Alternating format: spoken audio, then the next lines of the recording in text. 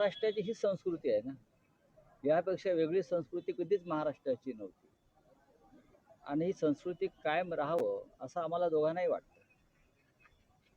दादा बोलतील ना आता. साहेब, पण यापुढे पुन्हा अशी वक्तव्य होतील का? बघा, ते वक्तव्य मुळात ज्या आधारावर मी केलं होतं,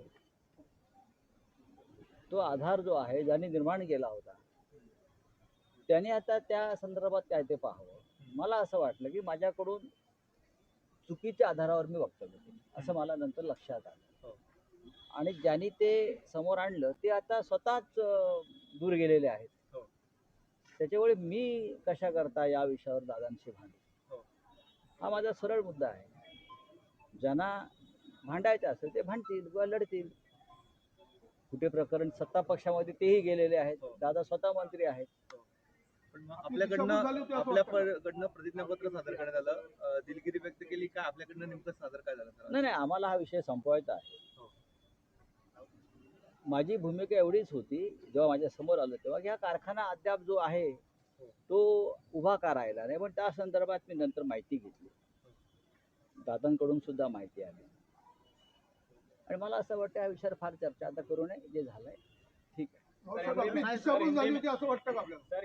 दादांना राऊत साहेब, आज आपण कोर्टात हजर झाला होता, नेमकं काय झालंय कोर्टामध्ये, काय निर्णय झाला आपल्या दोन्ही नेत्यांमध्ये?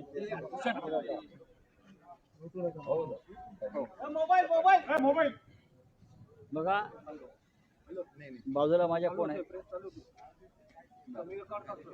दादाजी भुसे आहेत, मी इथे बाजूला आहे. आम्हाला दोघांनाही जेव्हा न्यायालयानं पाहिलं तेव्हा असं केलं, म्हणजे संपलं ना.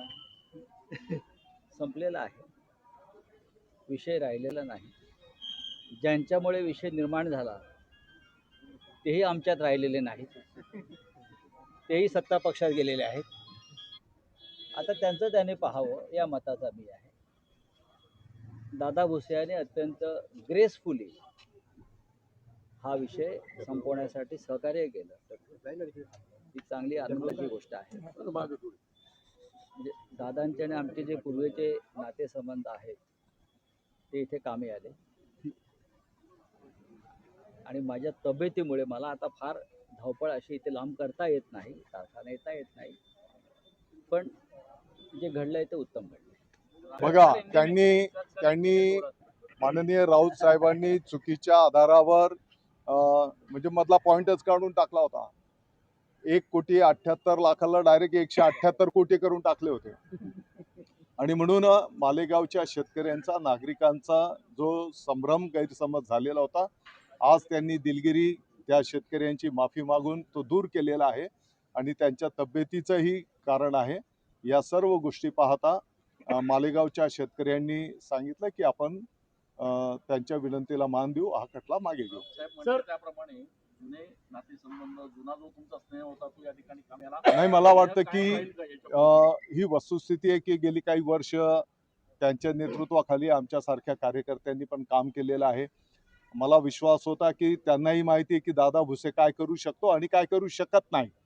आणि मग असं असल्यानंतर त्यांच्याकडनं पण मला अशी अपेक्षा नव्हती. किमान कोणतीही गोष्ट बोलताना आपण त्याची खातरजमा करून घेतली पाहिजे. जेव्हा त्यांनी त्याची खातरजमा केली तर त्यांना आढळून आलं की बाबा, आपण जे वक्तव्य केलं, जे लिहिलं ते चुकीचं आहे. आणि त्यानंतर त्यांनी त्या पद्धतीची भूमिका घेतली.